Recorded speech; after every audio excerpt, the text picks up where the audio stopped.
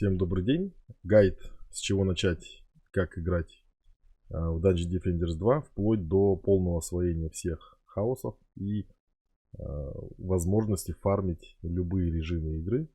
От этажей, экспедишены любой сложности, мастерис, incursions и так далее.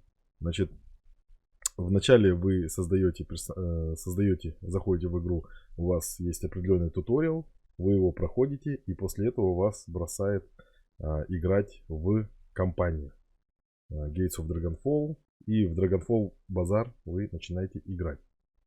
Значит, как только вы начинаете играть, он вам предлагает также создать 4 персонажей, и ваши первые 4 персонажа будет надолго. У меня до сих пор только они это маг, сквайр, рыцарь, хантрес, хантер и монах. Вот 4 персонажа. И я их обычно располагаю в порядке важности. То есть F1. F1 это самый главный монах. Значит, F2 следующий по старшинству это сквайр, то есть рыцарь. F3 маг и F4 хантрес. Ну, на самом деле хантрес важнее мага, но вот так вот.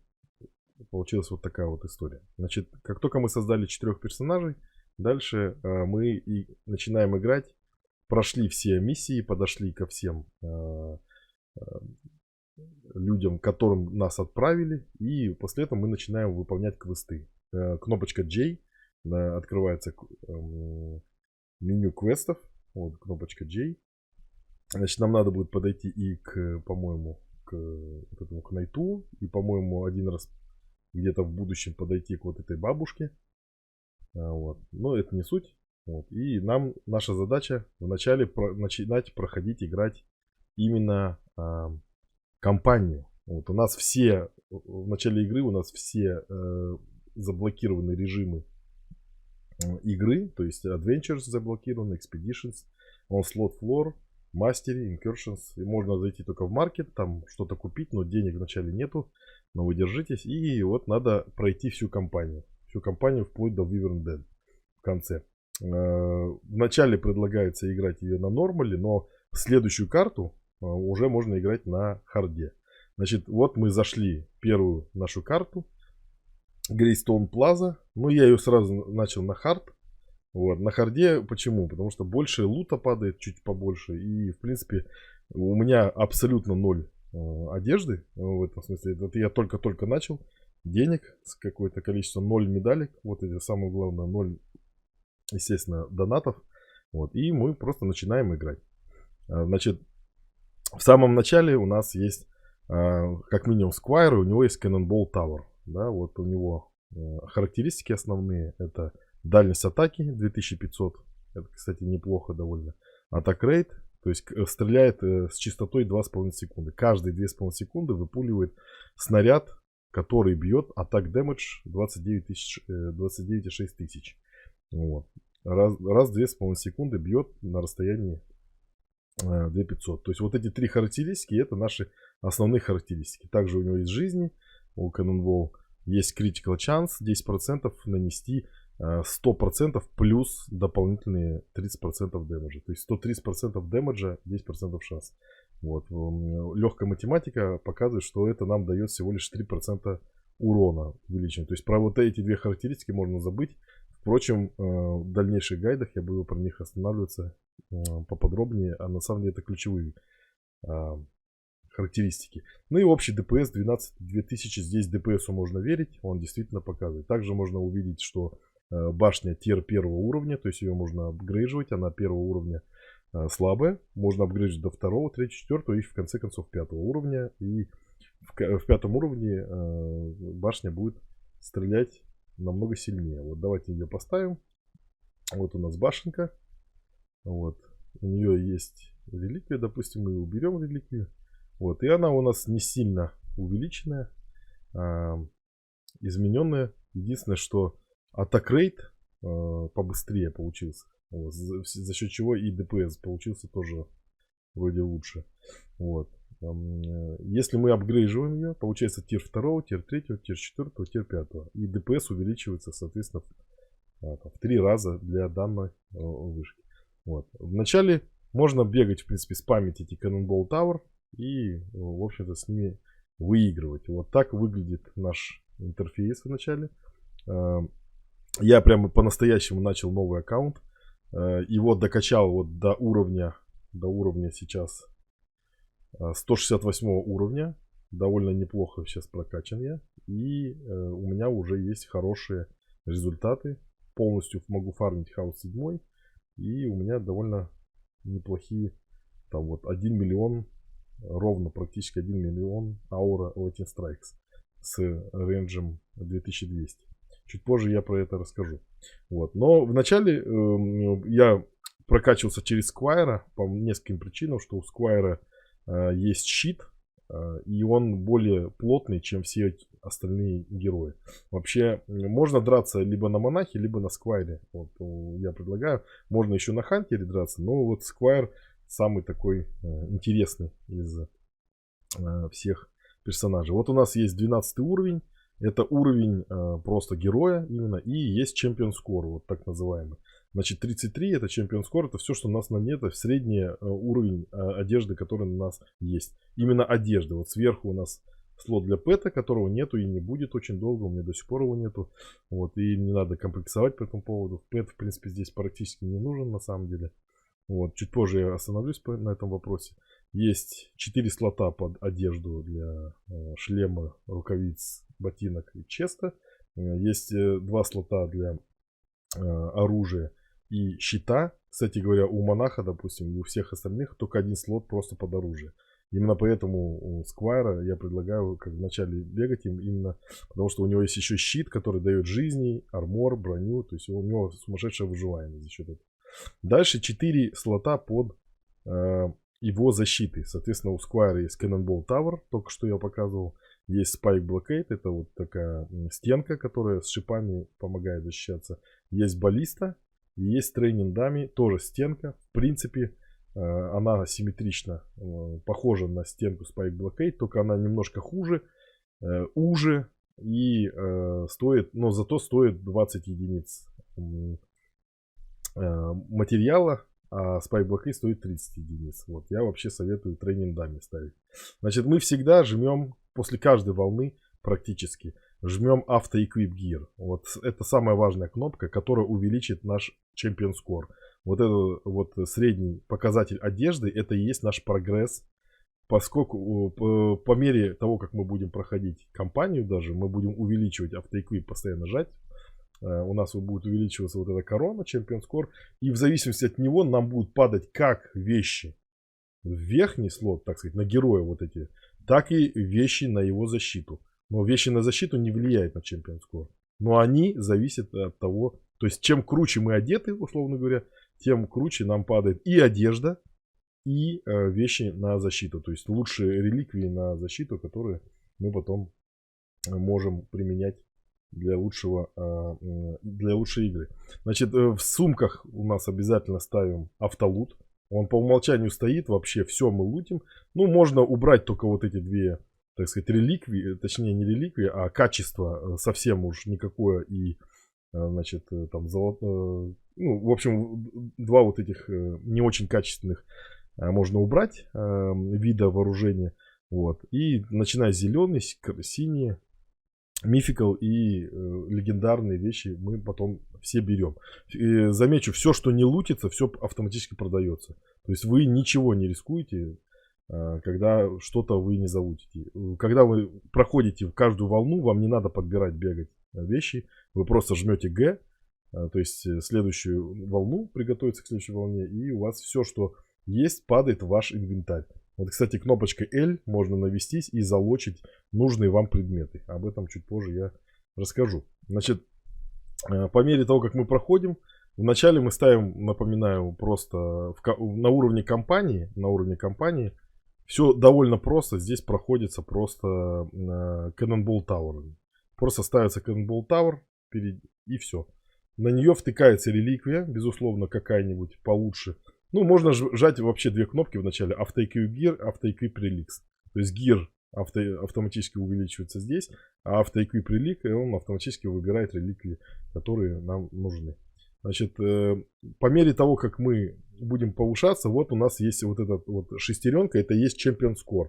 То есть мы, поднимая вещь, вот на нас надета, например, вещь пузо 172 Champion Score, а мы вместо него наденем чуть получше, который нам увеличит Hero Damage. У него Champion Score будет 193. То есть наш средний Champion Score поднимется на какое-то определенное количество величины. Значит, потихонечку мы повышаем наш Champion Score. Вот. И к концу кампании, по-моему, он будет где-то 350, что-то в таком духе.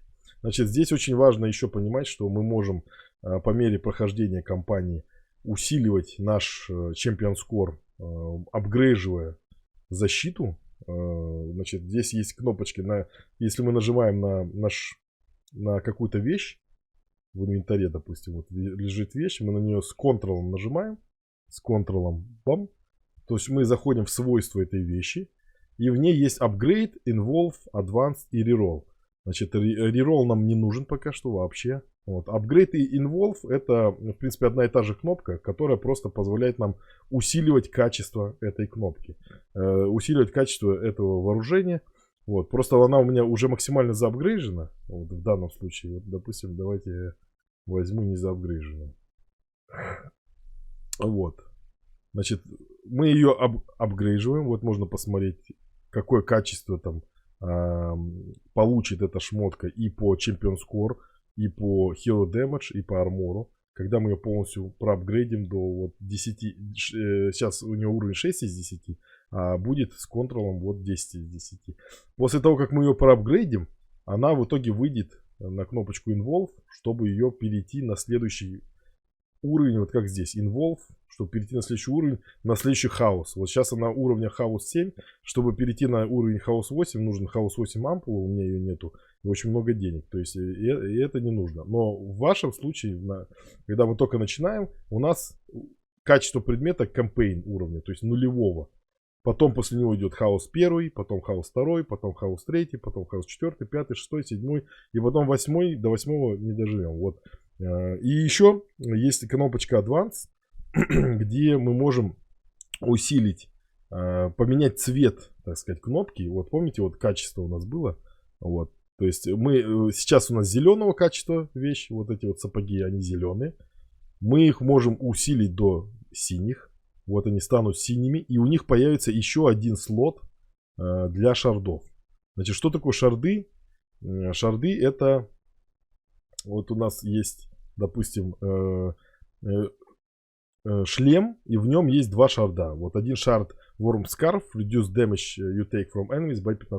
То есть уменьшает damage, получаемый от противника, на 15%. Если бы у меня было, значит, цвета зеленого, это шлем, то я бы не смог еще второй шард сюда поставить, который увеличивает мою ману.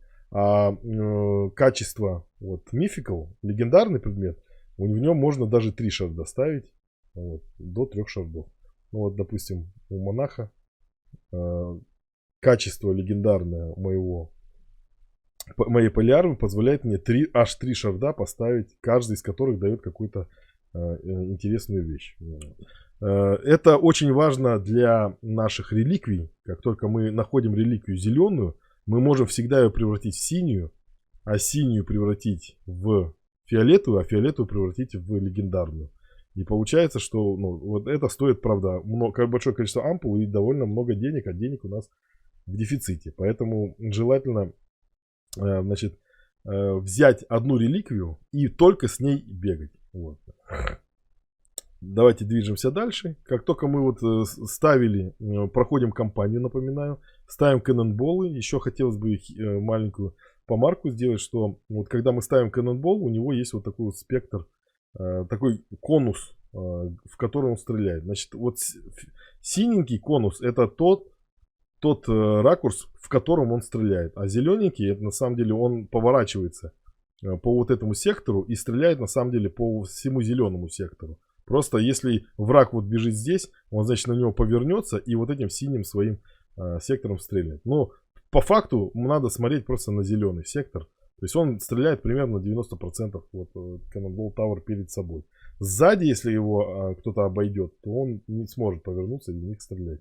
Имейте это в виду. Еще почему важно играть с Сквайром в начале, потому что у него есть кнопочка 2. Вот, у него есть такая билка, когда мы Сквайром берем. У него есть кнопочка 2. Сейчас я ее нажму. 2. Он начинает сильнее бить. Это провокация. И плюс он таунтит, провоцирует, таунтит на себя врагов. То есть их перенимает внимание. То есть мы нажимаем двоечку, начинаем еще и быстро бегать, сильнее драться. И на нас еще и обращают внимание противники. У противников над головой вот такая запутанная нить появляется. Да, вот такого вот состояния. Значит, это очень важная такая вещь, чтобы отводить, допустим, боссов или каких-то противников, которые бегут на вас и видно пробегают, или надо помочь немножко защитам справиться, дать больше времени. В данном случае вот они подбежали уже близко к нашим Cannonball. Просто вбегаем в толпу, нажимаем двоечку, ну можно еще троечку нажать. Троечка это стан, да, то есть забегаем, станем тройкой, бам. Кто не понял, потом делаем таунт и начинаем их вот так вот рубить и вести за собой. Как бы отвлекающий маневр делать. Вот. Это очень сильно помогает проходить кампанию. Ну и в дальнейшем, в принципе, это тоже помогает. Вот. Я напоминаю, что мы автоэквип постоянно жмем на нашем сквайре, и поэтому он одевается все время побольше. У него щит, все оружие и все усиливается. Значит, еще момент, который я бы хотел сказать, что последняя миссия кампании, это Betsy Curse карта. Она накладывает вот такой вот Betsy Curse, вот такой черепок. И в том месте, где вы поставили много, значит, ваша защита выглядит в основном вот так вот. Вот. Ну, можно здесь ставить, я здесь еще баллисты начал ставить, но обязательно реликвии надо иногда на баллисты поставить. Но вообще вы можете только вот каннонболами, в принципе, пройти. Здесь 4 каннонбола, сзади 4 каннонбола. Но периодически она ставит вот этот крестик, появляется где-то. Раньше его не было, он здесь появился. И все защиты, которые здесь стоят, начинают практически 0 дэмэджа наносить. Поэтому продается полностью вся эта ветка и ставится где-то либо справа, либо слева. Значит, после того, как мы прошли кампанию, вот последняя Wyvern Den, это и есть как раз наша Betsy Curse. Вот. Мы, в принципе, с этим легко разобрались. После этого у нас разблокируется режим Adventures. О нем я чуть попозже в других видео расскажу. Нам он здесь не нужен. По простой причине, что в Эмпориуме Inventory Bag, то есть сумка, стоит 640 гемов, а мы в Adventures можем получить только 450 гемов. Поэтому нам это сейчас не надо, не интересно. Вот. Но потом можно побегать, потому что там дают, допустим, 150 гемов и 50 тысяч золота. Вот. Это довольно интересно. Ну, много можно получить. Сразу после кампании мы переходим в Expeditions. У нас хаос первый. У нас, значит, вот здесь пишется Champion Score. В данном случае у меня большой Champion Score 7800. Но, напоминаю, у нас одежды нет. И у нас Champion Score, ну, там, 300. Да? Порядка 300. И мы начинаем с хаос первого ходить здесь. Значит, проще всего... И мы предоставлены сами себе. Вот, проще всего проходить, на самом деле, либо Lost Dungeon, Unholy Катакомбы, хаос 1, либо, на самом деле, я предлагаю проходить сразу Onslaught. Onslaught — это основной режим в игре, отвечающий за прогресс, да, в принципе, и так называемые этажи. Вот, вы вначале идете прямо на первый этаж, или второй, или третий этаж, который символизирует вот хаос 1. Да, если потом потихонечку вы будете пойти на 6-й, на 7-й этаж, который уже будет увеличиваться хаос 2, и вы просто, ходя на этажи, будете все сильнее, сильнее, будет автоматически падать все лучшая одежда, которую вы будете автоэквипом надевать, и у вас будет увеличиваться корона, и автоэквип реликс будет лучше и одежда, и реликвии на каждом этаже, значит, падать. Вот. Ну и Соответственно, ну давайте мы сейчас быстренько пройдем. Нет, не будем. Мы бегаем этажи. И также у нас, после того, как мы пройдем кампанию, у нас появятся вот наши квесты. Это основной источник, в котором мы можем вот фармить вот эти вот медальки. Эти медальки очень важны. Сейчас объясню по очень простой причине, что эти медальки нам позволяют покупать вот этой бабушки любые шарды. Шарды абсолютно любые, любого хаоса, даже хаоса 8, шарды, которые усиливают наши, в том числе, реликвии. И самый первый шард, который нам нужен, это Defense Rate. В 4 хаосе Defense Rate.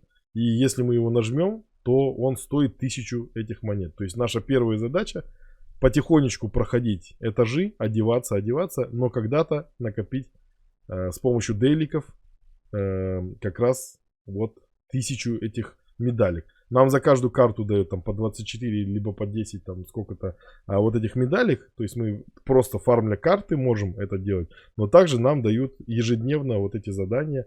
И еженедельно еще и дополнительные задания, значит, в принципе. Значит, у меня стояла задача простая. У меня было уже там сколько-то медалек, допустим, 100. Если сложить 600 и 300 медалек, то получится 1000. И мне очень нужна была эта 1000, чтобы купить Defense Rate, шард, который в самом начале нужно купить, который убыстряет скорость атаки, значит, нашего дефенса на 33%. Почему это важно? Сейчас я покажу. Вот если у нас есть, допустим, какая-то защита, то она бьет с некой скоростью. Вот у нее скорость. Так, давайте я все-таки сделаю так вот. Она бьет с некоторой скоростью. У нее скорость написана вот attack rate 1.56 секунд. На самом деле, если создать, допустим, давайте вот временно создам. Не могу. Если... вот, да, могу. Если сделать вот полностью сырого персонажа, вот, например,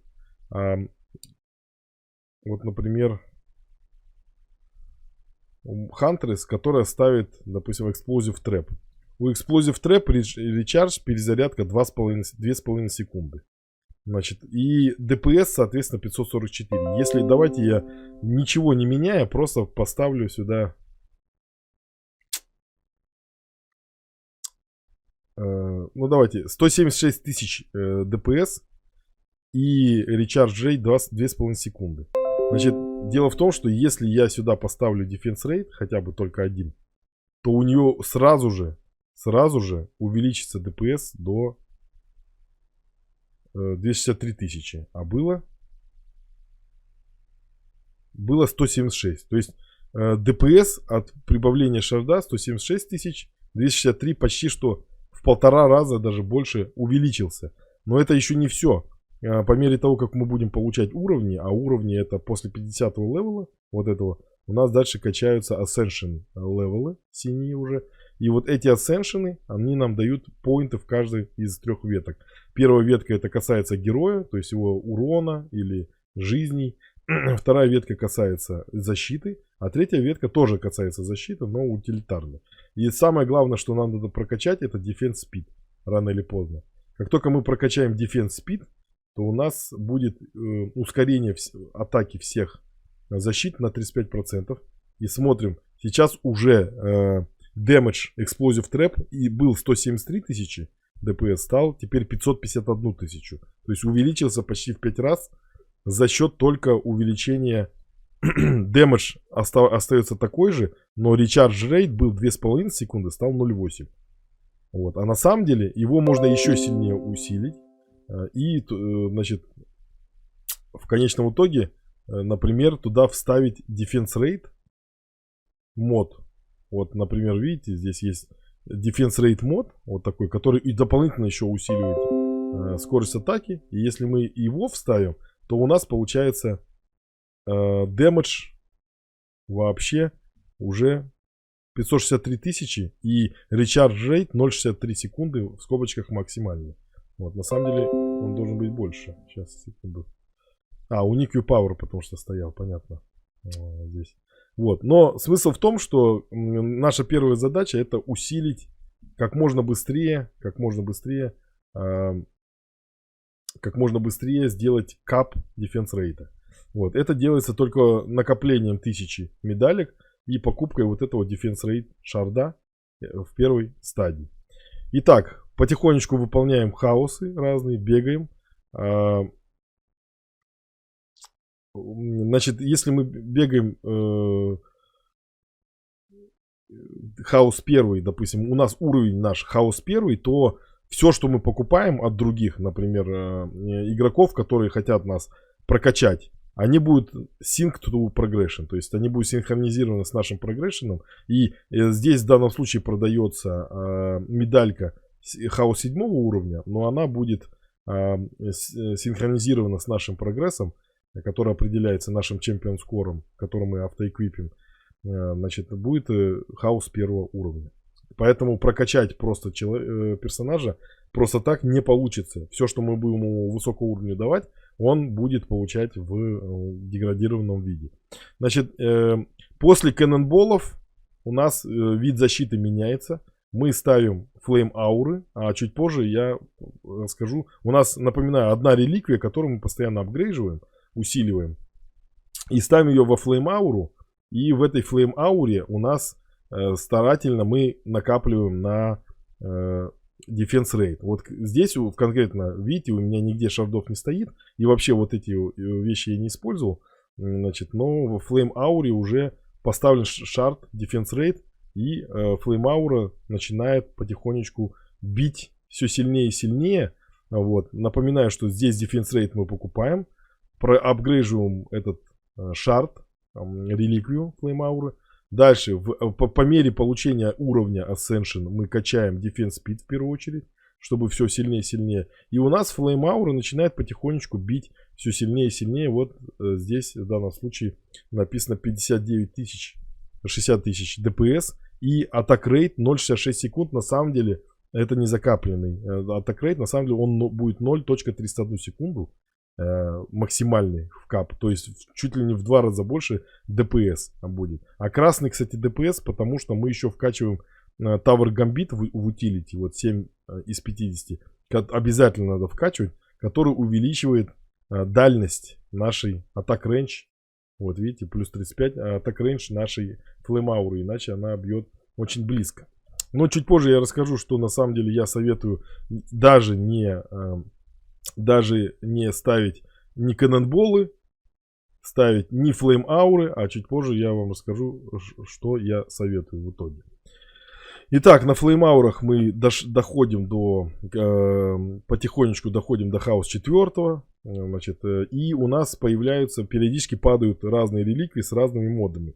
Вот, обращу внимание на тотемы еще. То есть нам нужна одна реликвия, которую мы апгрейживаем на Flame Aura и Flame Aura спамим, а вторая реликвия, которую мы ставим на вот таком вот замечательном трейнинг-даме. То есть, как видите, у нас стоит Flame Aura, который защищает. Кстати, такая карта Unholy Catacombs, которую я и советую с разными хаосами просто подфармливать. Вот. Помимо просто прохождения Onslaught Floors этажей. Значит, вот здесь, ну вот я сейчас покажу эту карту еще раз. То есть, эта карта. Вот выбираем нужный нам хаос, допустим, второй. Это карта вот Lost Dungeon, Unholy Catacombs. Первый хаос, второй хаос, третий хаос, четвертый. Потихонечку мы их начинаем проходить. Вот. Кстати, на разных хаосах разные основные виды противников. И про них я чуть позже тоже сейчас расскажу. И либо мы просто ходим этажи, соответственно, там разного уровня этажи, и в них потихонечку проходим, увеличиваем наш хаос уровень. Вот, вплоть до 4, до 5 и так далее. Вот до 4, допустим, 13 этаж. Значит, потихонечку ходим, усиливаемся с флейм-аурой и ставим также трейнинг-дами, желательно с аккумулятор серва, если вы найдете. Этот аккумулятор серва дает 183% дэмэджа, возвращает обратно в виде АОЕ всем, кто рядом с ней стоит. То есть, как это происходит в реальности. Вот мы поставили несколько флейм-аур. Противники бегут на нас. И здесь трейнингами, прикрывает им путь. Они, соответственно, жгутся, подбегают к нему и начинают его бить. По мере того, как начинают его бить, они наносят ему урон. И этот урон, полученный урон за 10 секунд, обратно возвращается в двойном, в тройном виде и так далее. То есть сам трейнингами может их аж убить. Вот. И у меня сейчас стоит, конечно же, тоже аккумулятор. Вот. И этот аккумулятор просто в соло, как говорится, может просто убивать противников. Идем дальше. Вот теперь на каждом хаосе, хаос 1, 2, 3, 4, 5, 6, 7, есть свой тип противников. Если вы играете этажи, это вам практически не грозит.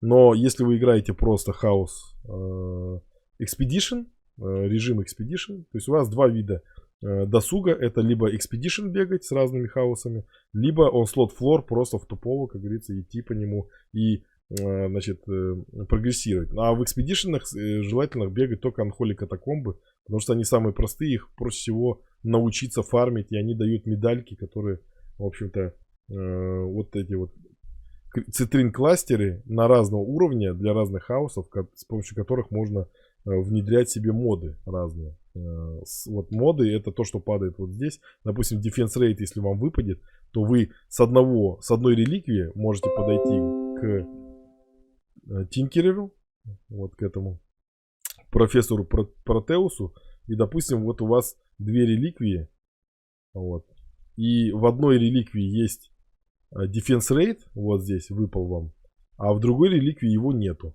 И вы можете вставить, ну то есть у вас хаосы будут другие, материалы будут другие, но всегда будет молоток. И вот Precision кластер, который в Unholy катакомбах падает. И вы берете, переносите нужное вам свойство мод слева направо. То есть этот, и дальше вы жмете ОК за медальки. Но это вот сейчас, не смотрите, что так дорого. У вас это будет дешевле намного, потому что хаосы другие. И вы переносите Defense Rate с этого медальона на вот этот медальон. Но этот левый медальон пропадает, уничтожается. Поэтому остается только правый медальон. Поэтому будьте аккуратны, эти свойства надо использовать с умом. Итак.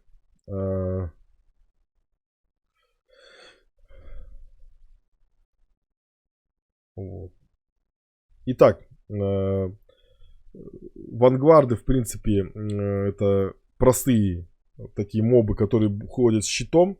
И от них отскакивает Cannonball, поэтому Cannonball я все-таки не советую ставить. Он только в самом-самом начале в кампании можно с ним проходить. А потом в хаосах уже надо бегать желательно с флеймаурой или с тем, что я чуть позже скажу.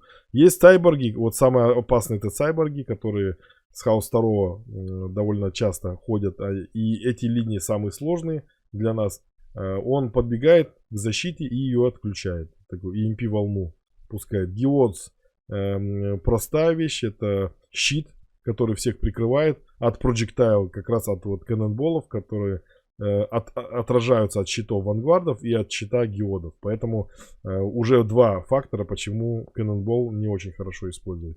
Дальше берсеркеры появляются на хаос 4, которые бегут. Очень сильные такие тетеньки, которые пробегают, быстро бегут, их нельзя замедлить. И добегают до базы, ее убивают. На хаос 5 у нас темные ассасины, которые на вас нападают. Довольно неприятные вещи. И с хаос 5 у вас ад начнется, потому что леди орк бегут, к цайборге отключают защиту, а темные ассасины на вас нападают. И вы не можете в этот момент ни чинить, допустим, трейнингами, ничего делать. Вот. Хаос 6. Дальше уже проблем, скорее всего, не будет, потому что 6-й хаос это всего лишь хексроверы, которые стреляют и проклинают ту защиту и зону вокруг нее, там, делая меньший урон вашим трейнингами, но у вашего трейнингами урона нет, а все, что рядом стоит, просто не настолько рядом ставится и все. А вот 7-го уровня хаос это уже кобольды, которые летают, врезаются в ваши пушки, если они есть, и их отключают. Но дело в том, что если у нас флейм-ауры или трэпы, то есть если у нас нету пушек, стоящих над землей, а только наземные флейм-ауры, вот допустим вот такие, флейм-аура или Lightning Strikes аура, то им не страшен абсолютно эти кобольды. Поэтому надо ставить. Сейчас я расскажу, что. Итак, надо ставить на самом деле Lucky Strikes Aura самого первого уровня. У нее атак рейндж довольно высокий. У нее ДПС один из самых высоких. У нее коэффициент апгрейда самый высокий. То есть если у нас... Ой, так, у кого там... Где я потерял Defense Rate? Значит, если у нее... Не понял ничего. Понял. Если у Lucky Strikes ауры, допустим, 1 000 000 ДПС, то и мы каждый раз апгрейжу, прибавляем ему еще по 1 000 000. По столько же. То есть у него в конечном итоге 5 апгрейдов, у него дэмэдж увеличивается в 5 раз. То есть становится, был 1 000 000, становится 5. Это коэффициент x5, он самый высокий из всех защит. Допустим, Flame Aura, если у нас ДПС 200 тысяч, то она не будет в 5 раз больше, она не будет 1 000 000 дамажить, она будет дамажить всего лишь 658 тысяч, то есть в 3 раза больше, чем 200 примерно. Вот. И когда мы спамим Lucky Strikes ауры, мы вот делаем на тех же самых Unholy катакомбах, вот на карте видно, примерно вот такую историю. То есть мы просто спамим LSA и апгрейживаем постоянно только одну реликвию, только ровно одну реликвию. Давайте я остальные уберу. Одну реликвию с с Defense Rate сначала, который мы взяли. Ровно одну реликвию мы постоянно усиливаем, которую мы везде спамим. Постоянно усиливаем Defense Speed, он у вас потихонечку. Ищем мод Defense Rate, самое главное. Остальные моды вообще не важно. Чтобы у нас, самое главное, появилась вот такая вот заветная строчечка. Когда мы наводимся. Атак рейт 1 секунда в скобочках максимум. Пока у нас атак рейт не будет максимум, надо это все апгрейдить. И получается, что довольно неплохо эта стратегия работает. Довольно неплохо эта стратегия работает. Чуть позже я покажу, как это все происходит в реальной жизни. Так, вот мы бегаем. И дальше просто, в общем-то, по мере того, как мы проходим хаосы разные с помощью LSA, довольно просто. LSA еще, знаете, чем хороша? У нее атак рейндж врожденный довольно высокий. И цайборги, пока идут отключать LSA, они, безусловно, их отключают, но их наспамлено так много, что пока они выходят, отключают вот этот LSA, а остальные им уже по кумполу немножко нащелкали, они их отключили, пока идут дальше, отключают следующий, первая уже включилась, и потихонечку она их убивает, пока они вот отсюда аж дойдут вот до центрального кор, до центрального нашего, так сказать, нашего сердца. Вот. И, ну и в дальнейшем надо просто брать и выполнять. Я, кстати, успешно на Хаус 3 выполнил Little Horn Valley, купил Defense Rate Shard и потихонечку сначала начал с Flame Aura, а потом уже с LSA аурой, вот с такой вот крутой, начал всех побеждать, все карты с легкостью апгрейживая, в общем, это LSA ауру, одну, ровно имея один дефенс, можно пройти до Хаус 7. И сейчас я вам это покажу. Вот, собственно, у меня и до сих пор ровно один дефенс есть. Вот. Дальше мы просто каждый день выполняем дейлики и обязательно резетим, реролим с помощью Y. Вот. Так, реролим, вот Y, написано Y, реролим 2 винс карты. Это единственный вид карт, который дают всего лишь 225 монет. Все остальные дают... Вот мы ее рерольнули, получилось, значит, 300 монет касл, 2 касл победы. То есть минимальное, что может получить за дейлик, это 300 монет. Вот. Идеально, если вы, конечно, можете накопить, и получится у вас там выиграть 3 таун, 2 форест и вообще 3 победы, и получается 300, 450 вы накопите. Итого, каждый день вы можете выполнить либо 300, значит, дейлик на 300, выиграв 2 карты, за каждую из которых дается 24 монеты, либо выиграть 3 карты, 450, то и за каждую карту дают по 24 монеты. Получается либо 348 в день медалек, либо 522. За 7 дней это уже 2400, 3600. И еще вы выполняете каждую неделю, значит, weekly задание, за которое еще 600 монет дается. То есть в неделю вы получаете либо 3000 медалек, либо 4200. В среднем 3600 медалек. Вот. И получается за 3 недели вы получаете гарантированно 11 тысяч медалей. Почему я про это сейчас так долго рассказывал? По простой причине, что, во-первых, вначале, конечно, вам эти медальки нужны, безусловно, просто за каждую 1000 медалей, за 11 тысяч медалей можно купить, одеть полностью каждый шард. Каждую нашу реликвию, обеспечить их Defense Rate, Distraction и Deadly Strikes. На самом деле, это основные 3 вида вооружения, которые нам нужны. То есть Distraction увеличивает Defense Power, Defense Rate делает нам кап защиты. Абсолютно любая реликвия должна выглядеть как Defense Rate слева, в шардах, который усиливает на 33% скорость атаки. Defense Rate справа, в модах. И если вы нашли на чем-то Defense Rate, то вы можете перенести его на вот эту реликвию, как я уже показал, с помощью вот этого дяденьки усатого, профессора Протеуса. И, конечно же, у вас прокачанный должен быть Defense Speed. Вот 3 фактора дают вам полностью кап Defense Speed. Вот. И Deadly Strikes дает еще и Range. Range высокий, очень, очень важно. Каждая практически вышка нуждается в нем. Вот, допустим, я сейчас никакой вышкой не могу использовать, потому что у нас здесь нету Defense Rate. Я не могу его купить, потому что у меня всего 751 шард. Ну что, и рано или поздно вы дойдете до хаос 7. Давайте...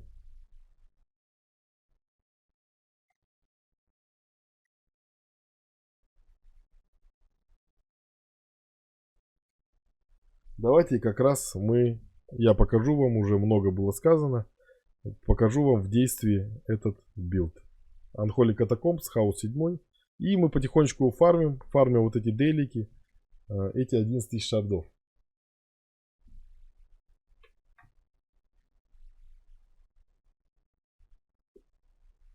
Вот у нас картинка, напоминающая, что на каждом хаосе есть. Ну, на хаосе 7, соответственно, все виды этих врагов есть. Вот, мы сразу начинаем.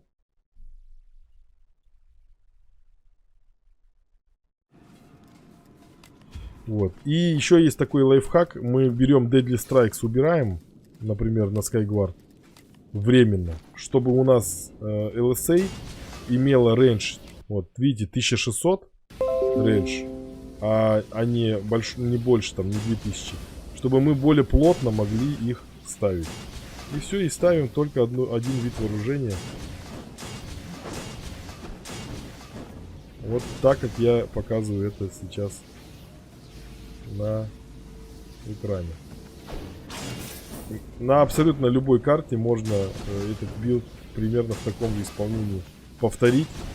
Потому что везде можно от спауна врагов до базы провести, поставить несметное количество этих LSA. Они стоят 20 Defense юнита, в отличие от Flame Aura, например, который стоит 30. Вот. Они апгрейдживаются лучше, чем Flame Aura. У них рейнджа больше, чем у Flame Aura. Единственный недостаток, что они бьют всего лишь одну цель. Но вы поймете сейчас, насколько это мизерное, в общем, ограничение, потому что в итоге они убивают абсолютно все на своем пути. Вот. И в конечный штрих, вот у них есть ДПС 1 000 000, атак рейндж 1600. Мы снова вставляем в конце в них Deadly Strikes. И атак рейндж уже 2240. Все. И у нас получается, мы бы не смогли вот так плотно поставить все эти защиты, если бы не выткнули, а потом воткнули обратно Deadly Strikes. Ну и смотрим вот на карте. По карте можно увидеть и вообще, что очень красиво все умирают, разлетаются.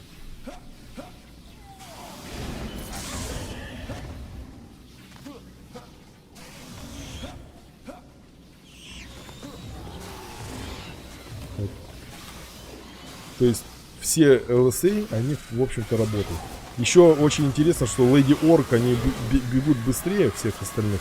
И это их это их достоинство и недостаток.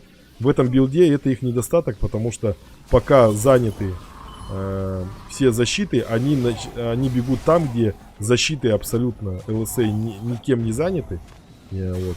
Ни в кого не стреляют и спокойно по ним настреливают. То есть они собирают, бегут вперед батьки в пекло. И как раз собирают абсолютно все защиты, которые и так стоят без дела, на самом деле. Вот. Ну и все, что мы делаем, это в самом начале апгрейживаем защиту. Вот у нее 1 000 000 ДПС, сейчас станет 2 после одного апгрейда.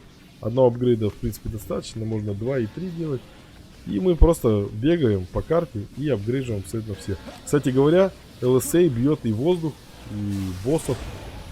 И у этого билда, именно у ЛСА, с самого первого хаоса, даже компанию я вам советую проходить тупо на ЛСА, как вот так вот спамили. По многим, еще раз говорю, причинам, что у них рейнджа большая, что они на самом деле убивают боссов лучше всех, они убивают ассасинов лучше всех, Леди Орк лучше всех убивают, воздух хорошо убивают, потому что у них рейнджа довольно большая. Вот. Ну и сейчас увидите, как они справляются с боссами. То есть основные, самые главные беды — это боссы, у которых очень много жизней, миллионы. Но они, как правило, пробегают вперед и собирают все ЛСА, видите, довольно просто с ними все справляются. Вот. Это ассасины. Пока еще не было ассасинов, сейчас появится.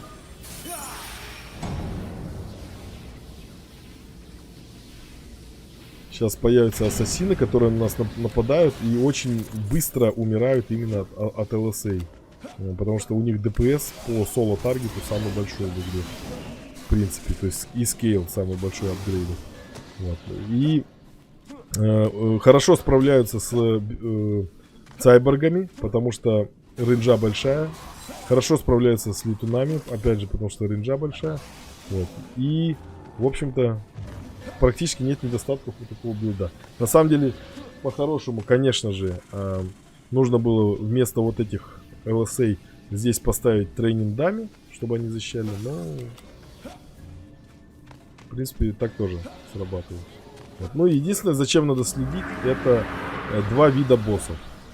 Первый босс, это вот как раз, который сейчас выехал, Goblin Sage Roller, который, в общем-то, не может быть убит. Это, да, на меня напал ассасин, и тут же просто был выщелкнут, тут же. Но на самом деле у ассасина 16 миллионов жизней. То есть он как-то быстро умер. Ну или там 8. От 8 до 16 миллионов в общем жизни. И он очень быстро умер. Как вот вы видите, вся карта очищена. Остался один всего враг. Это наш Гоблин Sage Roller. Хотя почему каким-то образом по нему прошелся урон.